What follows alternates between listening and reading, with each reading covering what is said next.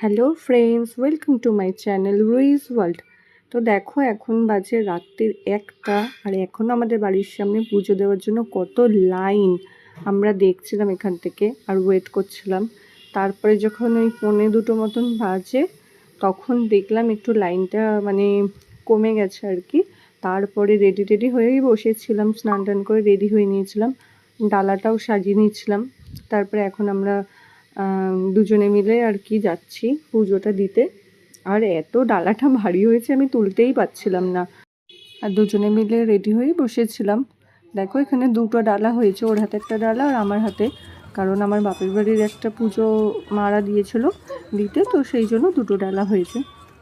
তারপরে দুজনে মিলে বেরিয়ে গেলাম, তাড়াতাড়ি করে যাচ্ছিলাম। এখানে দেখছিলাম ভিড়টা একটু কমই আছে, তাই জন্য তাড়াতাড়ি করে চলে গেছি। এখানে ডালাটা জমা দিলাম, আর ডাবটা ধূপকাঠিটা মোমবাতিটা নিয়ে যেতে বললো। আগে ডাবটা জমা দিতে হবে, আর ধূপকাঠি মোমবাতিটা দেখিয়ে দিলাম তারপরে ঠাকুরকে। রাতের বেলা পুজো দিতে গেলে একদিকে শান্তি কি হয়, খুব ভালো করে মনের মতন করে আস্তে আস্তে করে শান্তি মতন পুজোটা দেওয়া যায় আর কি।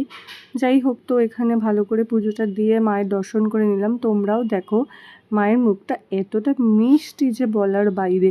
তো এখানে অনেক দূর দূর থেকে পুজো দিতে আসে।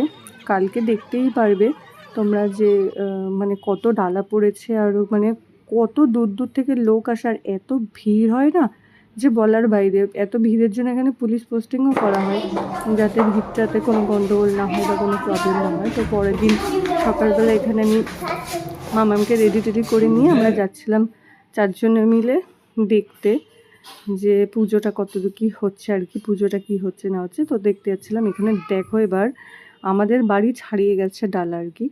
তো দেখো, এখানে কত ডালা পড়েছে। কালকে এগুলো যখন আমরা রাতে পুজো দিতে যাচ্ছিলাম, সব ফাঁকা ছিল। আর এখন সকালের মধ্যে সারা রাত ধরে ডালা জমা নেওয়া হয়। তো দেখো, এখানে 20,000 25,000 ডালা প্রত্যেক বছর পড়ে, প্রত্যেক বছর। তারপরে এই দেখো, ডান দিকে সব লোকজনের যেখানে জমা, ওখানে একটা বড় মাঠ আছে, ওই মাঠের ভেতরেও ডালা জমা নেওয়া হয়।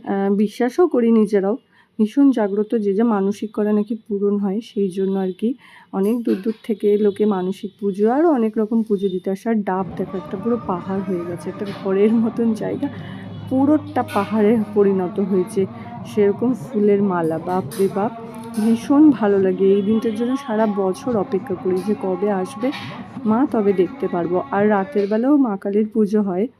তো আমি আর মা কালীর ভিডিওটা নিতে পারিনি, বিকজ এবছর এত ভিড় ছিল, মোবাইল বার করার সুযোগটাই পাইনি, ভীষণ ভিড় ছিল।